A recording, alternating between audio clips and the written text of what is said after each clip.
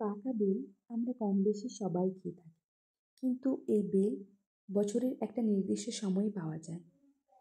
তো আমরা বেলসত্ব তৈরির মাধ্যমে এই বেলকে সংরক্ষণ করে রাখতে পারি। তার জন্য প্রথমেই একটি পাকা বেলকে ভেঙে নিয়েছি।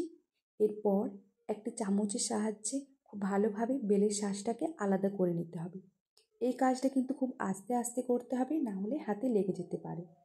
তো আমি আস্তে আস্তে পুরো বেলের শাঁসটাকে আলাদা করে নিয়েছি।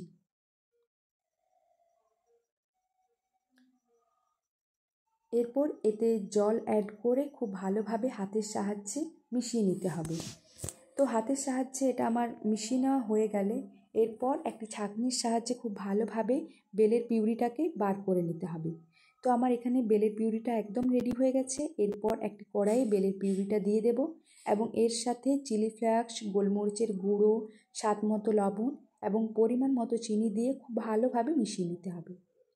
এটা মেশানো হয়ে গেলে এতে আমি কাশ্মীরি লঙ্কা দিয়ে দিয়েছি এবং এরপরে 15 থেকে 20 মিনিট ফুটিয়ে নিতে হবে। তো 15 থেকে 20 মিনিট ফুটিয়ে নেওয়ার পর আমার কালারটা কিন্তু চেঞ্জ হয়ে এসছে। এরকম কালার আসলে বুঝতে হবে যে এটা একদম রেডি হয়ে গেছে। তো এটাকে আমি এরপর নামিয়ে দেব।